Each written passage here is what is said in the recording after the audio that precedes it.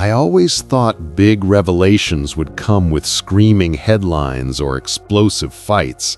But in my life, it began with something trivial. A tiny piece of foil on the bathroom rug. That glimmer caught my eye the moment I walked in. I'd left the lights off. Only a thin shaft of morning sun spilled across the floor. I remember pausing, worried I might step on something sharp. Vanessa, my wife, hadn't said anything about dropping anything, but it wouldn't be the first time a small object ended up in the wrong place. When I knelt down, I realized the spark came from a round foil circle about the size of my pinky's tip. It looked familiar, the kind of backing left behind when you push out a pill.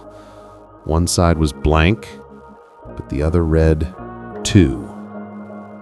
That detail made me pause. Today was Wednesday, which meant that foil should have covered Tuesday's pill. I wasn't on any prescriptions. At 35, I was healthy and took nothing beyond the occasional aspirin. Vanessa, as far as I knew, wasn't on any medication either. We'd both had recent checkups and had been told, "You're in great shape." So why would a little foil circle labeled 2 be on our bathroom floor? I tried to dismiss it as a stray piece of packaging. Maybe we dropped something without realizing. Yet a small knot of worry tightened in my gut. The only daily pills we used to have in the house were Vanessa's birth control pills. That was a few years back, before I had a vasectomy. The procedure came up once we decided not to have more children. She had been on the pill for years, but we eventually switched to the permanent route of my vasectomy. Afterward, she supposedly stopped taking birth control altogether. But now, I held Tuesday's foil from a daily pill pack. A chill spread through me. If she was still on the pill, then it could only mean she was worried about getting pregnant. If she was worried about pregnancy, that meant the vasectomy I had wasn't enough, or she was sleeping with someone else.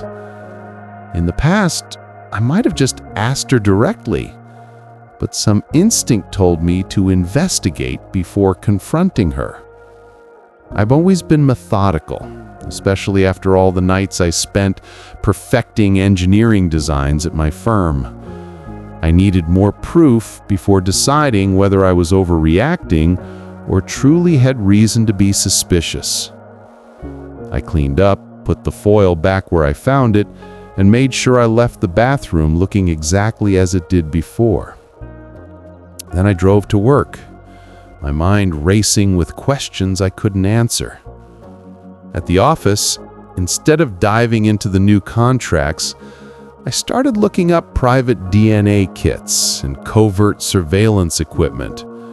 My thoughts had turned dark within the span of an hour, but I knew I needed clarity.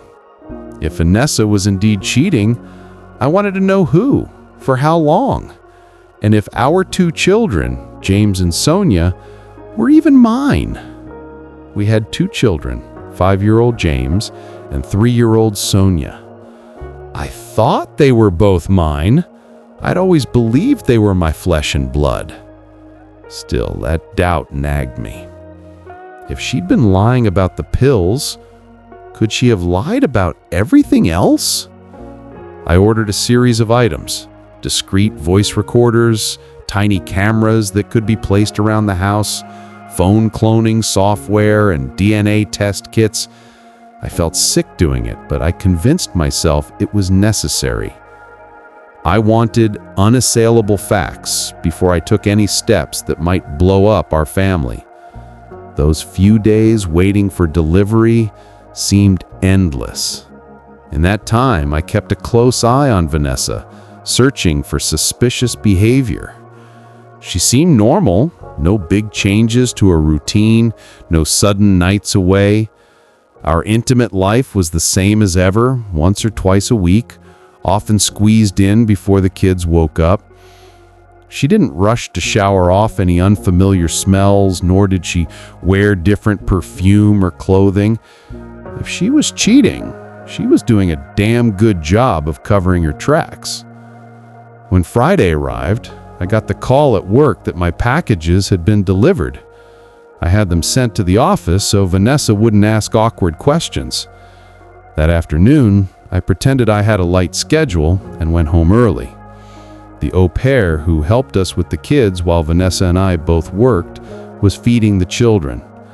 With her busy, I went upstairs and installed cameras in the bathroom, living room, and bedroom, the main spaces where I suspected evidence might appear. The bathroom was crucial for seeing if Vanessa really was taking birth control pills. As soon as the kids were in bed, I used a cheap swab on each of them for the DNA kits, doing my best not to let them see what I was doing or understand the significance. They just thought Batty was checking their cheeks with a funny Q-tip. I swabbed myself as well, then mailed the samples, which would be processed quickly. Results promised within about 48 hours from the time the lab received them. That evening, Vanessa came home at the usual time. We chatted about mundane things, her job, the kids, what to watch on TV. Meanwhile, I felt like a stranger in my own marriage. After she went to shower, I slipped into her car to place a voice recorder under the seat. I also cloned her phone, downloading her text messages and emails. To my surprise, there was nothing incriminating in her digital footprint. No evidence of flirting, no suspicious phone calls. That either meant I was wrong or she was more careful than I imagined. The weekend was almost normal. We did what we always did: chores, a trip to the park with the kids, and morning intimacy that felt more like a routine chore than a loving act. I kept a polite demeanor, but inside, I was restless. By Monday morning, Vanessa headed to work as usual, and I told her I'd be working from home to catch up on some projects. The moment she left, I removed the micro SD cards from the cameras and loaded the footage onto my computer. The bathroom footage showed Vanessa taking a small white pill around the same time each day. Confirmed she was definitely back on the pill. My heart sank, but I pushed myself to keep checking.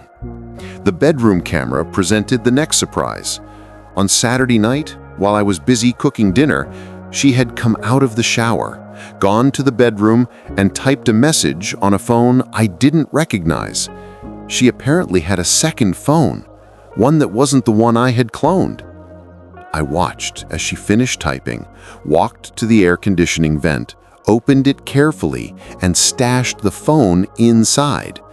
I was stunned. She had a secret phone. No wonder I'd found nothing on her official phone. It also made sense that she'd keep it out of sight whenever I was around. I needed to see what was on that second phone. That night, after she went to bed, I checked the vent from the other side, which opened into Sonia's room. The phone wasn't there. It must have been in her purse or somewhere else. So I bided my time. Eventually, on another occasion when Vanessa was showering and I heard the water running, I quietly opened the vent from Sonia's side. The phone was there. I grabbed it, raced to my office, cloned its contents to a new device in a matter of minutes, and put it back. My hands shook the entire time, adrenaline surging as I finished. I heard the water shut off just as I slipped into Sonia's room and pretended I was watching her sleep. Vanessa peeked in, curious, but I played it off as fatherly affection. The next morning at my office, I finally accessed the phone's cloned data. Within seconds, my vision blurred with tears. It was exactly what I'd feared. The text messages were explicit, describing stolen afternoons in hotels and intimate acts between Vanessa and another man. She joked about how I didn't suspect a thing. They even mentioned scheduling around my travel. The man was never named in the texts, which only made me more certain it was someone she worked closely with and didn't want to name in writing. I sat there crying, ignoring the ping of my secretary, Michelle, on the intercom. She eventually knocked and opened my door, finding me hunched over my desk, tears streaming. Michelle was a sharp, no-nonsense woman, a few years older than me. Usually, we kept a professional distance. But this time, she came in, locked the door, and handed me tissues. "What happened?" she asked calmly. I told her everything. The suspicious foil, the hidden pills, the cameras, the second phone. I felt pathetic, but she just listened. Then she said, "Gary, we need details, and we need a plan." When I mentioned I'd also done DNA swabs on the kids, she nodded. "Good. Find out the truth, then decide how to act." Then she told me something unexpected. "For now, you have a ticket to visit the Portland branch. You'll be leaving today and won't be back until Thursday." I blinked at her, confused. We hadn't discussed any trip. "Trust me," she said. "Vanessa might get suspicious if you're around too much. Tell her you have a sudden crisis there." Michelle texted Vanessa from my phone, something about an emergency at the Portland location. Vanessa replied that she was sorry to hear it and hoped I'd be back soon. Michelle also gave me the name of her close friend Lorraine, a divorce attorney who had handled Michelle's own turbulent divorce years ago. I found myself in Lorraine's office within hours, still in shock. Lorraine listened, asked pointed questions, and explained my legal options. Do nothing, file for an amicable divorce, or go nuclear, with an adultery filing that would blow up Vanessa's world and cut off her claims to my assets. I considered each one carefully. Do nothing? Impossible!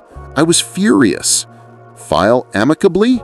Why should I give up half of everything I'd built, especially if the kids weren't mine? My final choice was obvious. I want the nuclear option, I said, hearing my own voice tremble with anger. Lorraine nodded. All right, we'll gather more evidence first. For that, I need the phone you cloned so we can build a solid case. I gave it to her without hesitation. Michelle then took me to a modest hotel, telling me to shower, order room service, and not go near the minibar. I need you alert, she insisted. You have to plan your next steps. But I couldn't think clearly. My life as I knew it had just shattered. The only small sliver of hope was the possibility that the kids were still mine, or that I was jumping to the wrong conclusions. Yet deep down, I knew the odds were slim. The next morning, I got a text from the DNA company that my results would be ready by the afternoon. I couldn't bring myself to look. Michelle, sensing my hesitation, took my phone, loaded the test results page, and frowned. "They're not up yet," she said gently, returning the phone. "We'll check again in a few hours." Meanwhile, I had to secure my financial future. Michelle reminded me that there were over 100 employees depending on my leadership in our engineering firm. If Vanessa took me to the cleaners, the business might collapse and all those families would suffer. That stiffened my spine. I forced myself to think like the engineer I am, strategizing each step. We visited my longtime business attorney, Brian Spencer. He reminded me that we had a prenuptial agreement in place. Every partner in our firm was required to sign one before marriage to protect the company from potential marital disputes. That prenup shielded the company from spousal claims, meaning Vanessa could only target my personal salary and assets, like the house and 401k. Here's my advice. Buy out your partner, Robert. He's been hinting he wants to sell. Put as much of your liquid assets as possible into the company, even if it means taking a loan. That keeps your money behind a firewall she can't breach. It sounded daunting, but it beat letting her walk away with half. I called Robert. Initially, he just asked why, and I told him the truth in one flat sentence. Vanessa's been cheating, possibly since day one. He said he was sorry and agreed to sell most of his shares, keeping only 5% for himself as a consulting engineer. We drew up the papers at lunch. Michelle and I checked the DNA results again. This time they were posted. She read them first, the sorrowful expression on her face. "I'm sorry, Gary." My hands shook as I took the phone. Both kids were fathered by the same man, but that man wasn't me. My little boy and girl, the ones whose first steps and first words I'd cherished, were not mine at all. I felt rage hotter than anything I'd ever experienced. Michelle's voice cut through my haze. "Stay focused, or you'll lose everything." She guided me out of the diner and back to Lorraine's office.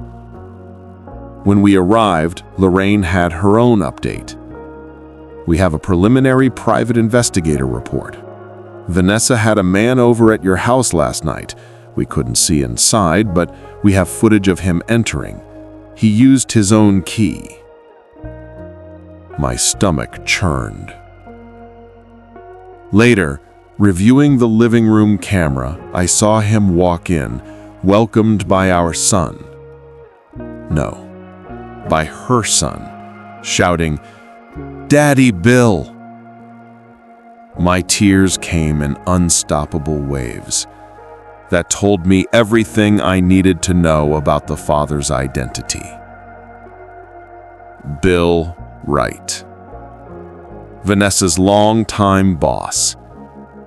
I realized this might have been going on for the entire duration of our marriage, or close to it. Lorraine took the footage and cross-checked Bill's name.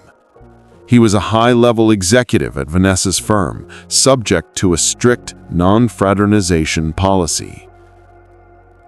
"We can go after her company for that," Lorraine said, "and after him for alienation of affection, plus your wife for any false birth certificate claims."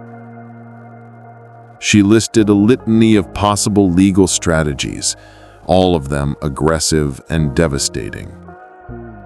She was thoroughly committed to the nuclear route I'd chosen.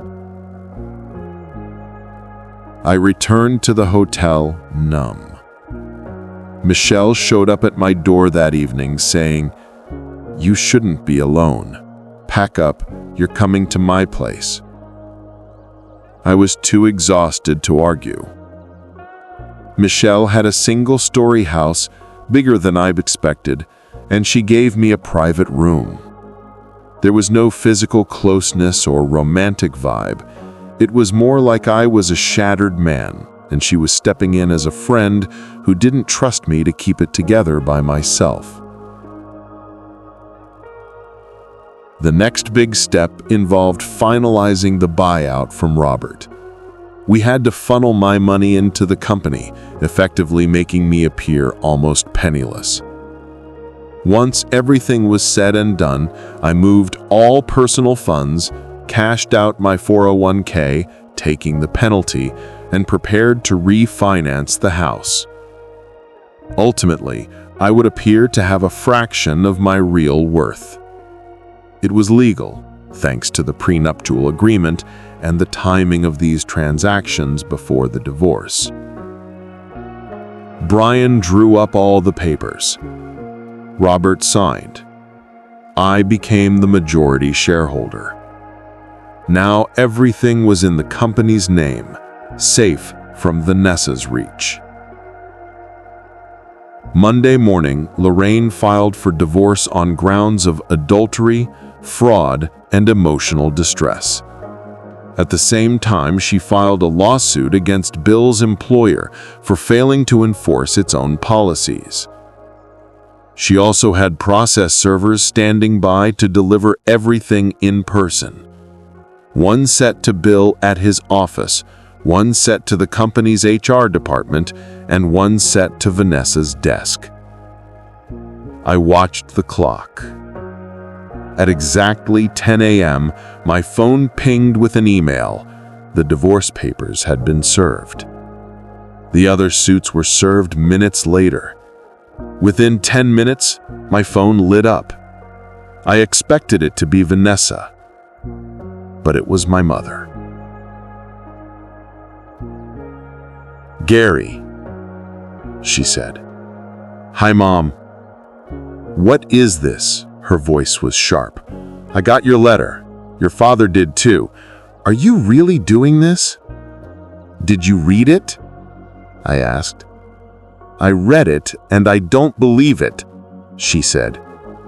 "This is Vanessa, your wife, the mother of your children. How can you just—" "They're not my children," I interrupted. There was a brief pause. Then she said, "They're yours in every way that matters." "No, they're not," I said. "You raised them. You've been their father since the day they were born. Are you saying that doesn't count for anything?" "I'm saying it was built on a lie." Her breath came hard through the phone. "So what, you're just walking away like they meant nothing to you? You're punishing them for something Vanessa did? You don't think they're gonna suffer because of this? Because you suddenly decided you don't want to be their father anymore? What the hell are you saying?" "I don't want to lose my grandchildren over this," she cried. "I won't," she said. "Then don't," I said. "That's your choice." "I have to go, Mom." I ended the call immediately. My phone rang again. It was Vanessa.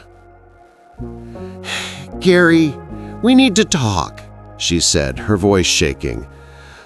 "I'm coming home." I said nothing and hung up.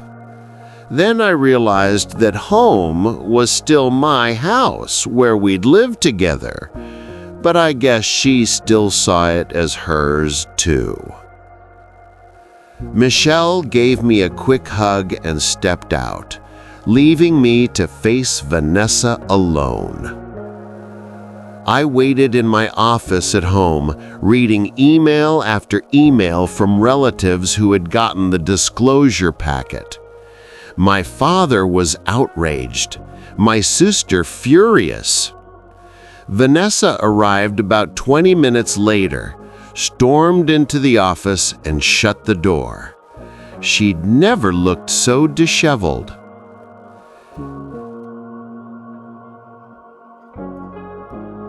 "Gary, she started. "I'm not interested," I cut her off. "But not interested," I repeated. "Don't you even want—" "No," I said. "I don't want to hear anything from you. You've lied to me for 9 years. Neither of the kids are mine, yet you convinced me to get a vasectomy while you were still on the pill, just so you could continue your affair with Daddy Bill." Her eyes widened in shock. "So no, Vanessa," I continued. "I don't care what you have to say. My lawyer's contact information is in the packet you received when you were served. If you have anything important to discuss, you can talk to her."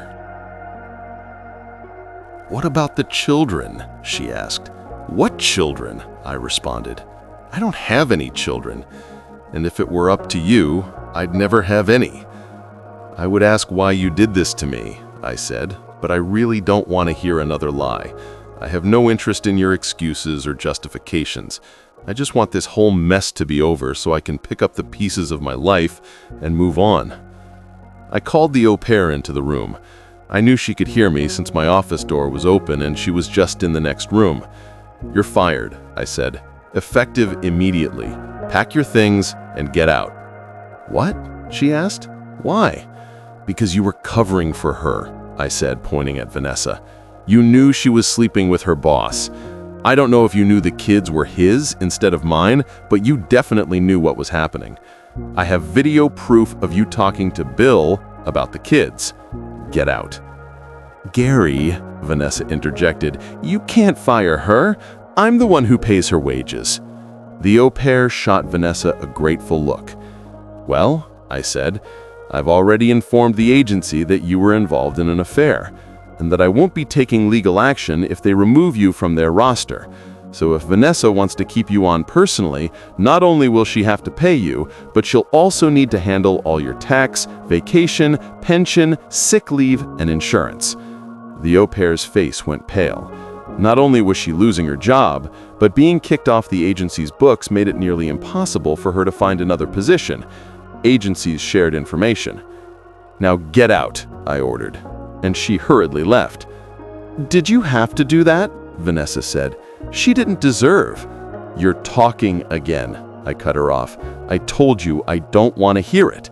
What I do want is for you to pack your stuff, take your kids, and get the hell out of my house." "This is my house too," she protested. "Not according to the paperwork," I said. "It's in my name only, until the courts say otherwise. Get the hell out." She flinched at my shout. James walked in. "Mommy," he said, "Sonia fell down." Vanessa, looking shocked and tearful, stood up and went to tend to her daughter. I shut my office door and stayed inside while she gathered her things. A few minutes later, she returned with Sonia in her arms. "Are you gonna say goodbye to—" "Don't even say it," I cut her off. "She's not my daughter, and he's not my son. Take them to Daddy Bill and let him take care of his own kids. They have nothing to do with me." "Gary? Get out." As soon as she was gone, I completely broke down. A moment later, Michelle slipped into the house, having waited nearby in case I lost it. She held me as I wept, her presence oddly calming. We heard the car drive off. My phone buzzed continuously, but I ignored it. For the first time in a week, I had a desperate urge to just vanish from my own life. Michelle, ever firm, reminded me we still had steps to finalize, setting the wheels in motion with the HR lawsuit, locking down the company finances, and so on. A few hours later, I got an email that Vanessa had taken out a restraining order against me, claiming emotional harm. The order barred me from my own house until a court hearing. It was a malicious move, no doubt orchestrated by her lawyer, to show the judge she was in danger. But Lorraine was already on it, pointing out that I was the one who had installed the cameras, gathered evidence, and discovered the fraud. The judge soon overturned it. Vanessa moved in with her parents. Meanwhile, Bill lost his job when the company realized he'd flagrantly violated his non-fraternization policy with a subordinate and fathered 2 kids with her. Lawsuits flew in all directions. In the end, Bill's employer settled with me for a substantial sum. Bill personally had to settle for alienation of affection in our state, paying me a chunk of money that would help me repay the pension fund loan. I was numb to most of it. My real heartbreak was losing James and Sonia, who I still loved but refused to see, because I couldn't handle the pain. Maybe that made me a coward. But every time I thought about those kids, I saw Bill's face. They would likely forget me soon enough anyway. Vanessa used them as emotional leverage, begging me to remain in their lives, but I wasn't ready. Weeks turned into a month. I sold the house, took a loss, and moved on. I had no appetite for living in the place that had become a stage for betrayal. I stayed in Michelle's spare room temporarily. We were polite to each other, but there was a new tension in the air. She was always professional at the office, but outside work she seemed to be constantly checking on me. The day the divorce was finalized, I was at my desk. I received the official envelope, opened it, and found the final decree. I was free of Vanessa, legally severed from the marriage. I felt a mix of relief and sorrow. My phone rang. I picked it up. Michelle said, "Bill Wright is dead." "What?" "His wife found him with Vanessa again and shot him." I stared at the phone, shocked. I realized with a grim sense of irony that Bill would never get to raise the 2 kids he had fathered behind my back. I wasn't sure if that was justice or more tragedy, but I won't lie, I felt no pity. "Couldn't have happened to a nicer guy," I muttered in my head. I half expected Michelle to reprimand me, but she just nodded. She walked into my office a minute later with an envelope in hand. "This arrived for you too. Looks like the final settlement from Bill's share." I saw the check, an amount that would help me fully cover my loan. I'd become truly free of any lingering debt. I exhaled, leaning back in my chair, unsure how to feel. My marriage was over, my illusions about fatherhood destroyed. The man who fathered those kids, dead. And I was now financially secure. In a twisted turn of fate, Michelle closed my office door, stepped forward, and kissed me, firmly, passionately, without hesitation. When she drew back, I realized my heart was pounding for a new reason altogether. She smiled at my stunned reaction. "For 9 years, I've taken care of you.